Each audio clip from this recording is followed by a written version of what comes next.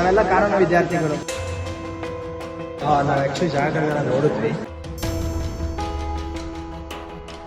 160 ಜನ ಇದ್ದಾರೆ. 160 ಜನಕ್ಕೆ ಇವರು ಊಟ, ಯಾವುದೇ ಕಾರಣಕ್ಕೂ ಇವರು ಪೊಲಿಟಿಷಿಯನ್ಸ್ ಹತ್ರ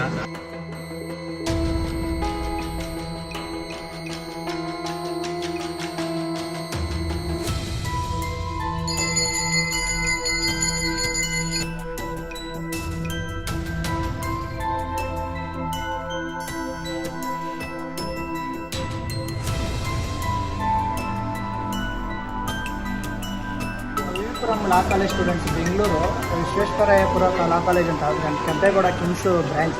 ನಾವೆಲ್ಲ ಕಾನೂನು ವಿದ್ಯಾರ್ಥಿಗಳು. 5 ಇಯರ್ಸ್ BA ಫೈನಲ್ ಇಯರ್ ಓದ್ಕೊಂಡಿದ್ದೀವಿ. ಮತ್ತು ಇಂಟರ್ನ್ಶಿಪ್ ಥರ ಬಂದಿದ್ವಿ ವಿಸಿಟಿಂಗ್. ಇವತ್ತು ನಸೈ ಆಶ್ರಮಕ್ಕೆ ಬಂದಿದ್ವಿ. ಯೋಗೇಶ್ವರ್ ನಡೆಸ್ತಾ ಇರೋದು ಆಶ್ರಮಕ್ಕೆ ಬಂದು ಇವತ್ತು ಎಲ್ಲ ನೋಡಿದ್ವಿ. ಇಲ್ಲಿ ಎಲ್ಲ ನಿರಾತೇಶರು ಅಂದರೆ ಅನಾಥ ಏಜ್ ಆಗಿರೋರು, ನಮ್ಮ ತಂದೆ ತಾಯಿ ವಯಸ್ಸಿಗೆ, ನಮ್ಮ ಅಜ್ಜಿ ತಾತ ವಯಸ್ಸಿಗೆ ಇರೋರೆಲ್ಲ ಇಲ್ಲಿ ಬಂದು 160 ಜನ ಇದ್ದಾರೆ. 160 ಜನಕ್ಕೆ ಇವರು ಊಟ, ಅವರಿಗೆ ಬಟ್ಟೆ ವ್ಯವಸ್ಥೆ, ಮಲಗೋಕೆ, ತಿನ್ನೋಕ್ಕೆ, ಅವ್ರ ಕ್ಲೀನಿಂಗು ಎಲ್ಲ ಮಾಡಿಕೊಂಡು ಸ್ವಂತ ಅಪ್ಪ ಅಮ್ಮ ಥರ ನೋಡ್ಕೊತಿದ್ದಾರೆ ಎಲ್ಲರೂ. ಇಲ್ಲಿ ಯಾರು ತುಂಬ ಮೆಚ್ಚಬೇಕು ಇವರು ಇದಕ್ಕೆಲ್ಲ. ಥ್ಯಾಂಕ್ಸ್ ಅಣ್ಣ. ಈ ಕಾಲದಲ್ಲಿ ಬಂದು ಅಪ್ಪ ಅಮ್ಮನ ಯಾರು ನೋಡ್ಕೊಳಲ್ಲ, ಆದರೂ ಇವರು ಈ ಸ್ವಂತ ಅಪ್ಪ ಅಮ್ಮ ಥರ ಎಲ್ಲರೂ ನೋಡಿಕೊಂಡು ಅವರಿಗೆಲ್ಲ ಆರೈಕೆ ಮಾಡ್ತಿದ್ದಾರೆ ಸ್ವಂತ ಮಗು ಥರ. ಪ್ಲಸ್ ಇವ್ರ ಅಪ್ಪ ಅಮ್ಮ ಕೂಡ ಇಲ್ಲೇ ಇರೋದು, ಅವ್ರ ಅಮ್ಮ ಕೂಡ ಇಲ್ಲೇ ಇರೋದು. ಫಸ್ಟ್ ಆಫ್ ಆಲ್ ಅವ್ರ ಮನೇಲೇನಿಲ್ಲ, ಅವ್ರ ಅಮ್ಮ ಕೂಡ ಇಲ್ಲೇ ಇರೋದು, ಇದೇ ಜಾಗದಲ್ಲಿ.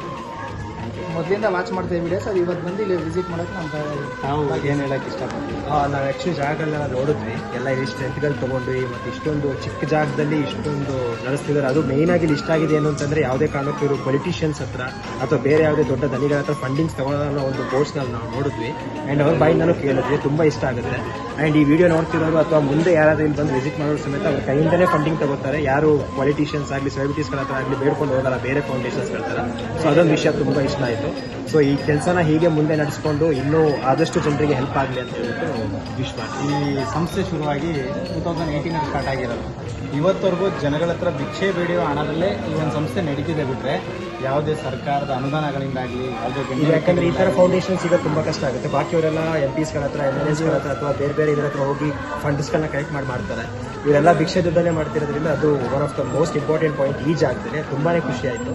ಸೊ ಇದುವರೆಗೂ ಒಂದು ಟೆಲಿಕಾಲಿಂಗ್ ಕೂಡ ಮಾಡೋದಿಲ್ಲ. ಆಮೇಲೆ ಯಾರಾದರೂ ಡೊನೇಷನ್ ಅಲ್ಲಿ ಮನೆಗೆ ಬಂದು ಇಸ್ಕೊಂಡೋಗಿ ಅಂದರೆ ಕಲೆಕ್ಟ್ ಮಾಡೋದಿಲ್ಲ. ಅವ್ರ ಸ್ವಇಚ್ಛೆಯಿಂದ ಬಂದು ಇಲ್ಲಿಗೆ ಕೊಡಬೇಕು.